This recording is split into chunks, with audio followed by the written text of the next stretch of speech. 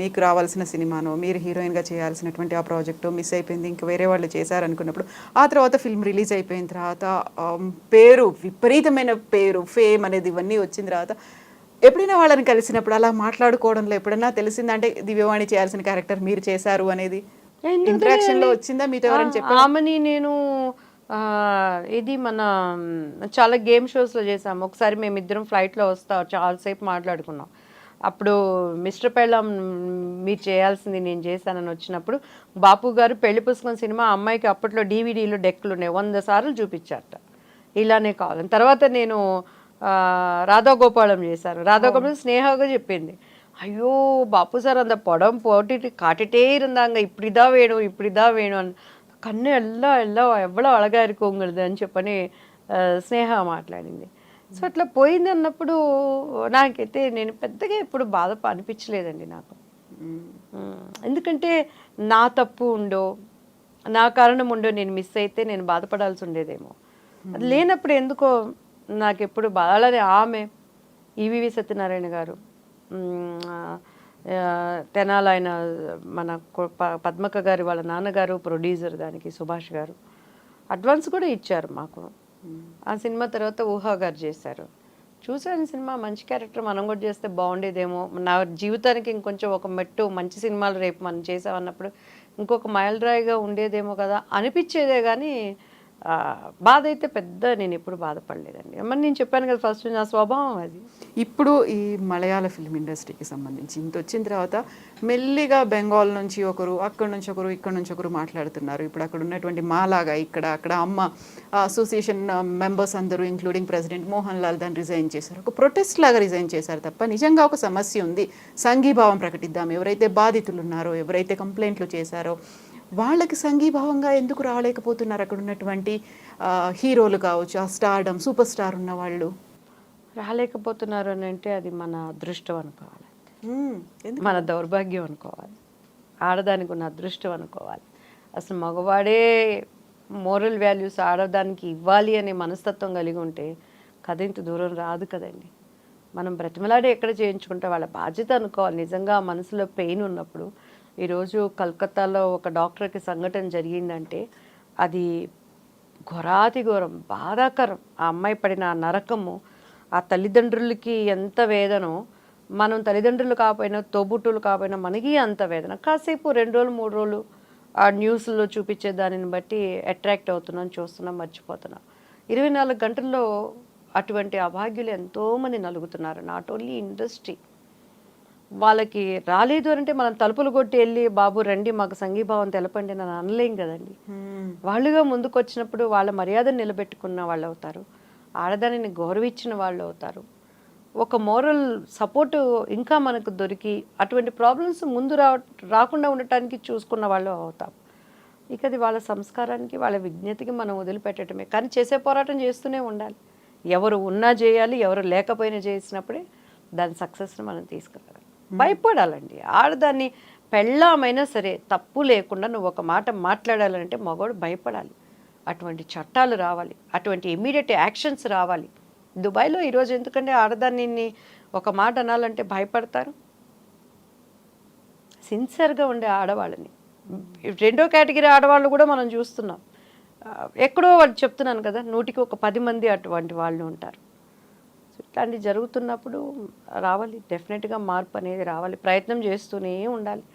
ఈ చరిత్ర ఉన్నంతకాలం, ప్రపంచం ఉన్నంతకాలం పోరాటాలని జరుగుతూనే కామన్ అయిపోయింది అంతే. దానిని మనం పెద్దది చేసుకుని ఉంటే బ్రతకలేము, చిన్నది చేసుకొని డోంట్ కేర్ అంటే నష్టపోతూ ఉంటాము. ఈరోజు సిటీ బస్సులో ప్రయాణం చేసే ఆడవాళ్ళకి సెక్యూరిటీ ఉందా అండి? సో దానికి ఏంటి కొన్ని సిస్టమ్స్ తీసుకురావాలి. ఎంతసేపటికి గవర్నమెంట్స్ మారిన తినేవాడు తింటున్నాడు, పౌరుల కోసం వెళ్ళేవాడు వెళ్తున్నాడు, కేరా ప్లాట్ఫామ్గా వచ్చిన వాళ్ళు డబ్బులు సంపాదించుకుంటున్నారు, ఉద్యమాలు అంటున్నారు. కానీ నిజమైన మార్పు ఎక్కడొస్తుంది? నిజంగా మొన్న ఆగస్టు ఇండిపెండెన్స్ డే ప్రతి ఒక్క రాజకీయ నాయకులు ఫ్లాగ్ హోస్ట్ చేసుకున్నారండి. ఏ పార్టీలైనా కూడాను స్కూల్స్లో చేశారు, పోలీస్ డిపార్ట్మెంట్ చేశారు. అసలు నన్ను అడిగితే పబ్లిక్లోకి వచ్చింది అప్పుడే జరిగింది కలకత్తాలో సంఘటన. ఆ డాక్టర్ గురించి, ఆమె ఒక అప్కమింగ్ డాక్టర్గా ప్రాక్టీస్ చేస్తున్న ఒక డాక్టర్గా నేషనల్ ఫ్లాగ్ ఎగరేసుకోవాలని ఎలా మనసు అనిపించిందండి? నాకైతే ఒక నేషనల్ ఫ్లాగ్ పెద్దది తీసుకొని నాకు సపోర్ట్ చేసే ఆడవాళ్ళం అందరూ ఆ నేషనల్ ఫ్లాగ్ కప్పుకొని బోర్న ఏడవాలనిపించింది నడు రోడ్డు మీద కూర్చొని. డిప్యూటీ సీఎంల దగ్గర నుంచి సీఎంల దగ్గర నుంచి ఫ్లాగ్ ఘోషిస్తే ఏ భాష అయినా నువ్వు కావచ్చు, ఏ రాష్ట్రమైనా నువ్వు కావచ్చు, ఎలా సెలబ్రేట్ చేసుకుంటున్నావు. ఒక్క కాకికి దెబ్బ తగిలిందంటేనే కాకులన్నీ వచ్చి కావు కావు కావు అని ఆ కాకి కాపాడుకుంటున్నాయి. ఒక కుక్కకి రోడ్డు మీద దెబ్బ తగిలిందంటే నోరు లేని జీవాలు, మోరల్ వాల్యూస్ లేనటువంటివి, చట్టాలు లేనటువంటివి,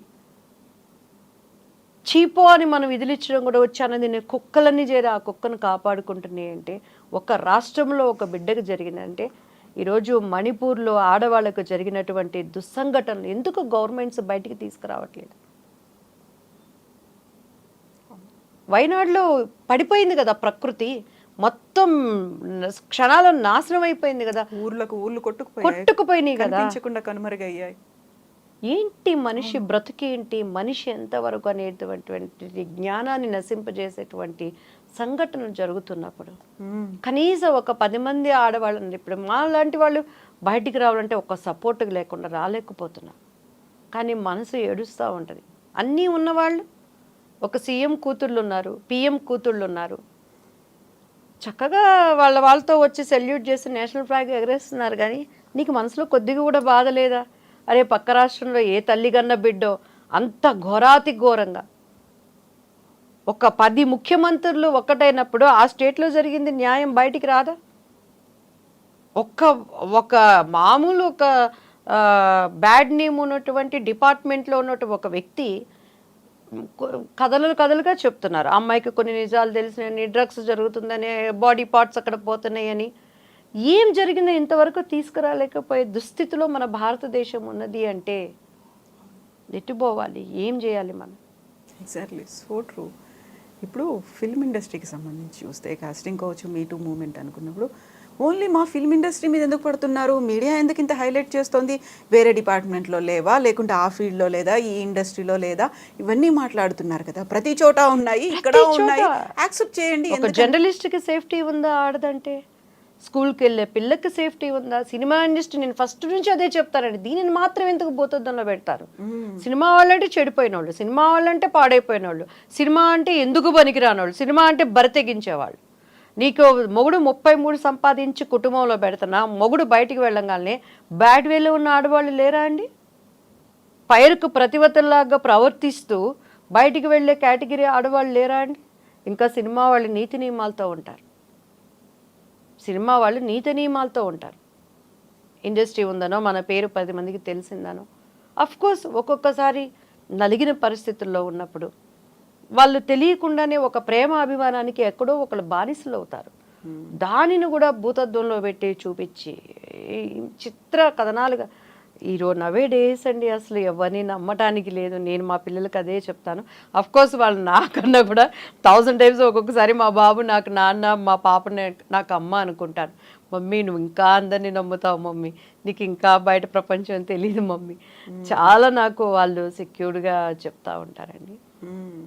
so not only cinema industry, ఆడపిల్ల అంటే 100% జాగ్రత్తగా ఉండాలి. అదేవిధంగా మగపిల్లాడికి కూడా సెక్యూరిటీ లేని దినాల్లో ఉన్నాం మనం, కలికాలం అంటారు కదండి. సో అటువంటి దినాల్లో ఉన్నాం. ఎటువంటి పరిస్థితులైనా ఎదుర్కోవటం నేర్పించాలి. నీతి నియమాలకి, నిజాయితీకి ఉన్నటువంటి ప్రాముఖ్యత ఏంటనేది మన బిడ్డలకు నేర్పించాలి మనం.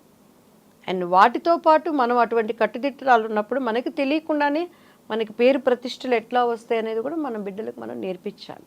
ఇప్పుడు మీరు రాజకీయాల్లో కూడా ఉన్నారు, ఫిల్మ్ ఇండస్ట్రీ ఏది అతీతం కాదు ఇలాంటి వేధింపులకి అనుకున్నప్పుడు రాజకీయాల్లో కూడా చూసారా? ఆ రాజకీయాల్లో కూడా ఇలాంటి సంఘటనలు కనిపిస్తూ ఉంటాయా? నా విషయంలో టీడీపీలో ఇప్పటికి దగ్గర తిరిగి బాబు గారు గవర్నమెంట్ వచ్చినాక ఒక 100 మంది నాకు కాల్ చేస్తుంటారండి. ఇప్పటికీ ప్రతి ఒక్కళ్ళు మీరు కనుక టీడీపీలో ఉండుంటే మీరు మంచి స్థానంలో ఉండేవాళ్ళు. నేను ఎంత చెప్తారండి, అది పోయి మీరు బాబు గారి దగ్గర అనొచ్చు కదా. నేను అనేది ఇప్పుడు వేధింపులు అన్నాను చూడండి, ఈ రకమైన మహిళ అనగానే ఉండేటువంటి వేధింపులు అందులో కూడా ఉన్నాయా? రాజకీయాల్లో కనిపిస్తాయా? 100% ఉన్నాయండి. వాళ్ళకి అనుకూలతగా ఉంటే ఒకలాగా ఉంటాయి, అనుకూలతగా లేకుంటే ఇదిగో నాలాగా ఉంటాయి. బట్ నేను అప్పుడంటే నాకు దివ్యవాణికి పాలిటిక్స్ తెలీదు. నేను ఇక్కడ టీడీపీ పార్టీలో నా చిన్న రాజకీయ అరంగిరేటంలో పదవుల కోసం వాటి కోసం ఎవరికి నేను కాకాలు పట్టలేదు, నమస్కారాలు పెట్టలేదు. బాబు గారు అంటే నాకు ఇప్పటికీ అభిమానం. నేను టీడీపీ పార్టీ నుంచి బయటకు వచ్చినాక అన్ని పార్టీలు నన్ను ఇన్వైట్ చేసినాయి. అఫ్కోర్స్ అప్పుడు రూలింగ్ పార్టీలో ఉన్నటువంటి వైఎస్ఆర్సీపీ దగ్గర నుంచి ప్రతి ఒక్కరు సంప్రదింపులు జరిపారు. కానీ కేవలం పెద్ద ఆయనని నేను ఒక మాట అనాల్సి వస్తుంది అనే దానికి నేను ఆగిపోయాను. దాని తర్వాత 100 మందిలో 70 మంది ఏమన్నారో తెలుసా అండి, రాజనీతి పాటించాం, కక్కుర్తి పడి ఆ పార్టీకి ఈ పార్టీకి మీరు జాయిన్ అవ్వలేదు. ఎంతమంది అప్పట్లో నేను వచ్చినప్పుడు ఏముందండి, కింద ఉన్న వాళ్ళు ఎవరైతే ఉంటారో రాంగ్ స్టేట్మెంట్ ఇచ్చుకుంటూ వెళ్తాం. దివ్యవాణి వైఎస్ఆర్సీపీ నుంచి వచ్చింది, వాళ్ళ మనిషి జగన్ గారి కోవటు అనే విధంగా కూడా ప్రాపగండం చేశారు. మరి అయితే నేను అప్పుడే పోయి అందులో జాయిన్ అయ్యేదాన్ని కదా. సో ఆయనని జైల్లో వేసినప్పుడు ఎంత బాధపడ్డానంటే, నేను కిందున్న ఆయనకి భోజనం తెచ్చే మాణిక్యం గారికి తెలుసండి, అన్న పెద్ద ఆయన ఎట్లున్నారు అన్న, మీరు భోజనం తీసుకెళ్తున్నారు, ఆయనకు కరెక్ట్గా ఇస్తారు, ఏమంటుంది అమ్మ, ఏమీ లేదమ్మా అని ఆయన ఫోన్ కోసం బయట కాసుకొని నేను కూర్చునేదాన్ని. తర్వాత ఆదిరెడ్డి భవానీ గారికి కాల్ చేశాను. అచ్చెన్నాయుడు గారు అక్కడ వెళ్ళటానికి నన్ను అలో చేయలేదు.